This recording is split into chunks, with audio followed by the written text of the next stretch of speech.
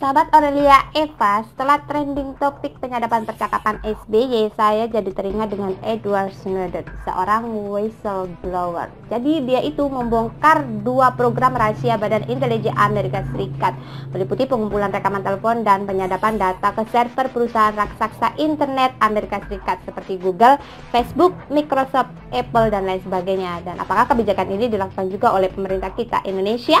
Baiklah, 10 alat yang mungkin digunakan pemerintah untuk mematai Anda. Surat. Sahabat Aurelia Eva, jika kita mengirim surat ke Amerika itu merupakan hal yang wajar, tapi hati-hati, Trump akan memataimu lewat itu.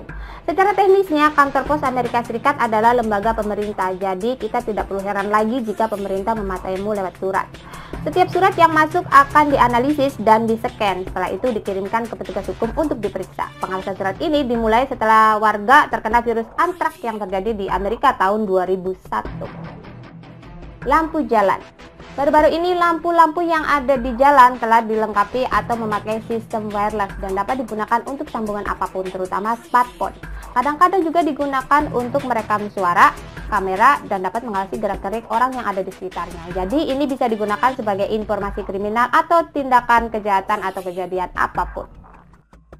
Pokemon Go. Sebenarnya hal yang satu ini masih menjadi spekulasi, tapi informasinya sangat menarik sahabat Aurelia Eva. Pokemon Go populer sejak dirilis tahun 2016, tapi banyak orang tidak nyaman karena untuk dapat memainkannya tidak hanya memakai GPS dan kamera, tapi memakai akun Google Anda. Aplikasi ini dibuat oleh Niantic yang didirikan oleh Keyhole, sedangkan Keyhole sendiri dibiayai oleh lembaga pemerintah bernama Kitel, courtesy of the International Geospatial Intelligence Agency (NGA) alias Badan Intelijen Amerika Serikat. Jadi sahabat Aurelia Eva bisa menyimpulkan sendiri apakah tugas Badan Intelijensi Amerika Serikat itu. Suara. Yap, memantau lewat suara. Teknologi sekarang sudah semakin canggih. Dengan berkembangnya berbagai fitur aktivasi suara itu sangat menguntungkan bagi kita. Nah, coba kita ingat, pernahkah kita berbicara dengan teman sampai berjam-jam atau membuka komputer atau telepon? Ya, betul. Itu adalah alat untuk memantau seluruh percakapan kita. So, masuk akal nggak sahabat Aurelia Eva? Kita ingat saja kasus bapak mantan presiden kita SBY yang penyadapan melalui percakapannya. Jadi masuk akal kan? Uang. Ya, inilah benda favorit semua orang. Salah satu cara efektif dan halus untuk memantau seseorang adalah dengan jalur transaksi banking mereka, baik teroris ataupun para pencuri dengan jalur transaksi mereka sendiri. Melalui transaksi pembelian mereka, kredit card, penarikan dalam jumlah besar, dan bisa dilacak dengan di mana mereka melakukan transaksi tersebut. Drone. Teknologi menggunakan drone, pesawat tanpa awak, digunakan oleh militer untuk memata-matai musuh di daerah konflik. Tapi kini pemerintah telah membuat drone untuk keperluan jurnalistik, memotret, merekam video, dan mengumpulkan data. Selain itu telah diciptakan model baru 3 dimensi yang lebih efektif lagi dalam mengenali dan mengidentifikasi. Smartphone. Nah, ini yang paling favorit bagi semua orang dan paling efektif juga dalam hal pengawasan. Di samping dilengkapi dengan internet dan rekaman panggilan telepon, jadi bisa dibilang FBI atau pemerintah dapat mengetahui seluruh percakapan setiap orang, walaupun telepon Anda telah dimatikan, karena telepon juga mempunyai GPRS dan juga dapat disambungkan untuk transaksi banking Anda. Jadi, tentu saja pengawasan tidak akan berhenti.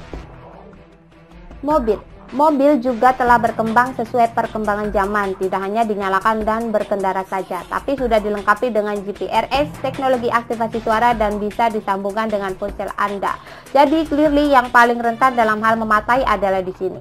Selain itu dilengkapi dengan kotak hitam yang diterapkan mulai tahun 2014. Ide ini adalah untuk mengumpulkan data apabila terjadi kecelakaan, tapi konspirasi teorinya bahwa ada tujuan lain di balik itu. Wi-Fi password. Saat kita menentukan jenis Wi-Fi password pada komputer atau ponsel kita, biasanya ada titik hitam yang menutupi. Jadi itu tidak bisa dilihat oleh orang lain kecuali yang menguncinya. Tanpa Anda sadari, mesin pencari seperti halnya Google website masih bisa membaca password Anda. Ini menandakan bahwa Google hampir mengetahui seluruh password Wi-Fi di seluruh dunia. Walaupun Anda hanya browsing data sekalipun Anda menghapusnya. Dan walaupun Google menjaga keprivasian Anda, tapi atas permintaan pihak berwajib, Google tetap akan memberikan informasi yang dibutuhkan. Peralatan isi rumah. Sahabat Aurelia Eva, hati-hati dengan peralatan televisi atau pencuci piring, kulkas. Bisa jadi seluruh peralatan tersebut dapat mendengar percakapan Anda. Mengapa itu bisa terjadi? Nah, model terbaru dari alat-alat tersebut berkembang sangat canggih dan menakjubkan dengan perintah suara dan dilengkapi internet access. Dan teknologi ini dinamakan the new face of wiretapping. Sebagaimana pemerintah dapat mengakses informasi seperti percakapan dan mengenali sejarah histori keluarga Anda. Apalagi Anda menyambungkannya dengan ponsel untuk mengatur lampu di seluruh ruangan Anda memakai sistem navigasi. Ya, berarti spy around you. Baiklah sahabat Aurelia Eva, itulah 10 alat yang mungkin digunakan pemerintah untuk memakai Anda. Nah, kesimpulannya kalau saya sendiri sebenarnya lebih aman alat-alat model zaman dahulu, tapi semuanya tergantung Anda. Dan prinsip kita, kalau seandainya kita tidak melakukan perbuatan melawan hukum atau tidak merugikan negara, kenapa kita harus takut memakai alat-alat yang serba canggih? Kalau tidak menggunakan itu berarti kita dinamain gaptek, ya enggak? Oke, baiklah, mungkin itu informasinya untuk Anda. Jangan lupa jika Anda suka video saya, like, komen, dan yang utama adalah subscribe. Baiklah, thank you, terima kasih, tetap semangat, and see you next time.